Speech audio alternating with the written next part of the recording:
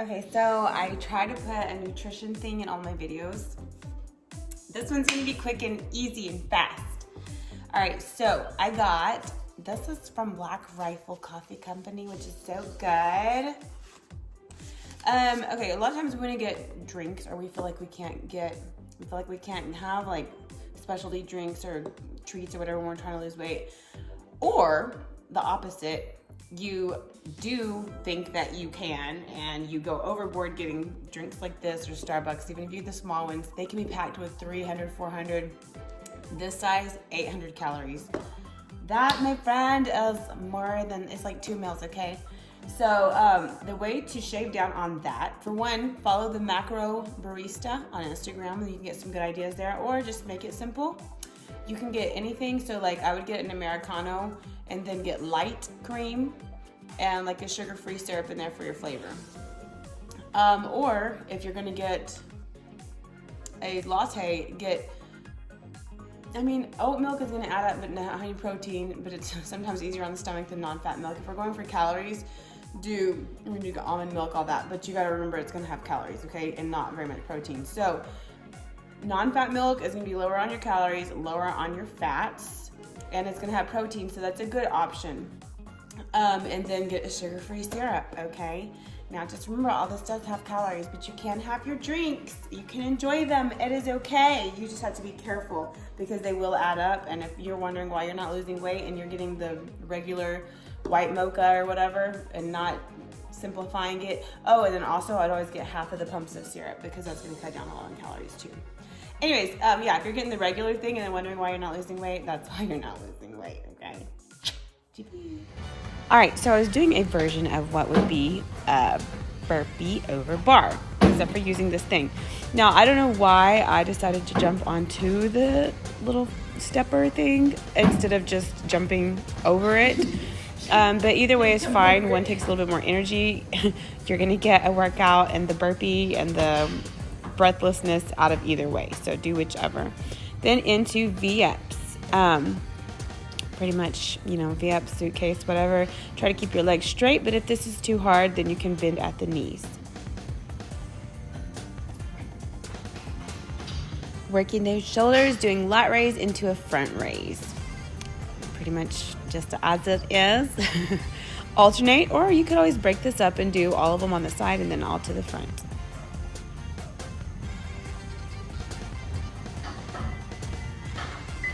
And curtsy lunges, these are really good for the side glute. And also just really good for working muscles that you don't actually work very much unless you're doing like lat lunges, things that we leave out a lot. So just holding your dumbbells down or up, wherever you want to put them, basically one foot behind the other, and curtsy.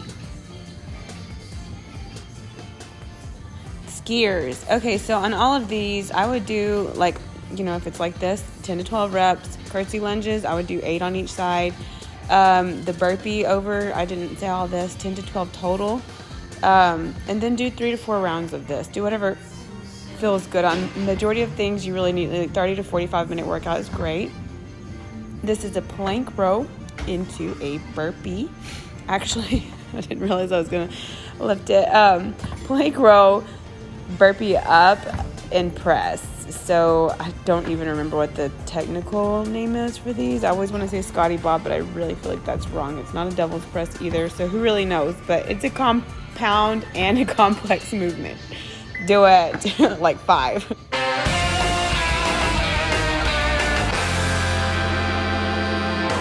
Hey guys! Okay, so yeah, first of all, I'm gonna take these off.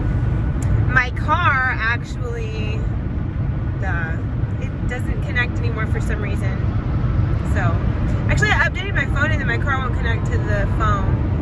So, I don't know if I was into it, the update or what. But anyways, I'm on a very long car ride. And so I just thought I would take this time to talk. Actually, okay, so this is funny. I'm sorry, my whole face is like breaking out. But actually I got black mold in my house. I just found that out too. So I wonder if that has something to do with it. But that was like I have one more night in that house. And so hopefully whatever's going on, my throat hurts. Not everything's about the black mold, not the weather, right? Anyways, and I am not not taken it seriously. I am taking it seriously, but I'm also very thankful that when I realized that it was there, it happened to be the last day before I'm leaving. So anyways, that's not what I was going to talk about. So I just thought it was funny because they're like, my friend, I have a friend that has been dating and stuff all around a lot, and then since, you know, like, I'm back on the market too, you run into a lot of kind of funny things that you wouldn't think about. So like, my mom a long time ago told me and my sisters not to marry a handsome guy because they'll cheat on you. And you know, like, okay, whatever. And I didn't really like think, I mean, whatever.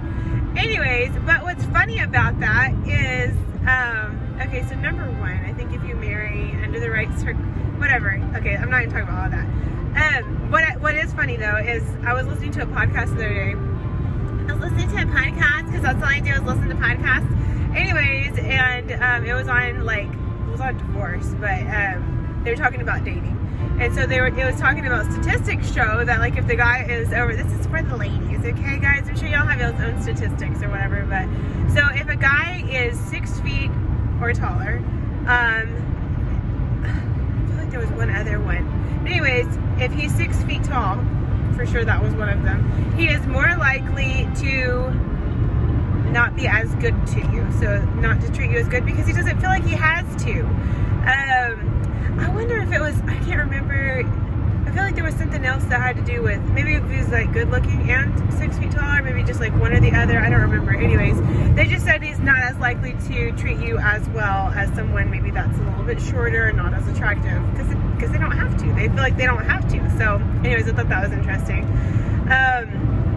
But what's funny about that too is, so like, I can totally see that in my experience of talking to people, I feel like I kind of have found that, like, the more attractive they are, the more either they're completely like, okay, and this is just a fun conversation, okay, this is not the Bible, all right, I'm just talking because I'm on the road and these are my musings. But so either if they're good looking, they are stuck on themselves, and so they're kind of more into, like, I'm just kind of messing around right now, I don't want anything serious, or it's just really all about them anyway, so like just super self-centered. And then, or they just weird, okay, like just got some hang-ups, and guys, girls, whatever, whoever, both. Actually, this applies to both. If you're talking to somebody, you do not know that person until you've been talking to them between 4 to 6 months, probably. Some things stop popping up. Like, I've had experiences where they look like they are very well put together and all this, you know, whatever. I don't want to go into too much detail. But then little things start popping up here and there, and you're like, at first there's like new red flags, and then all of a sudden you're like, is this even a red flag or is this not a red flag? If you have to wonder if it's a red flag, it's probably a red flag, okay? So, yeah, where everything may appear like completely cool and good and stuff, normal, great person at the beginning, you just spend enough time with that person, make sure that you know them. And you know what, another thing, if you can't be yourself, like if you have to constantly worry about everything you say and everything you do because you don't want to hurt their feelings or offend them or whatever, that's just way too much on you. And you know what, that means you can't be yourself, so you're not going to enjoy it. Anyways, I just thought that was funny. I feel like there was something else that went with the attractiveness.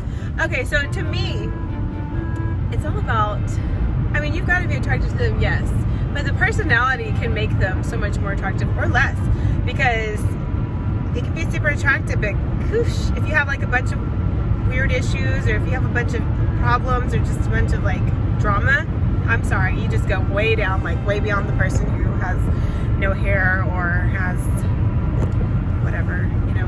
And you know what, sometimes no hair can be attractive. I didn't mean that as a whatever. Anyways, this is just a random conversation, cause okay.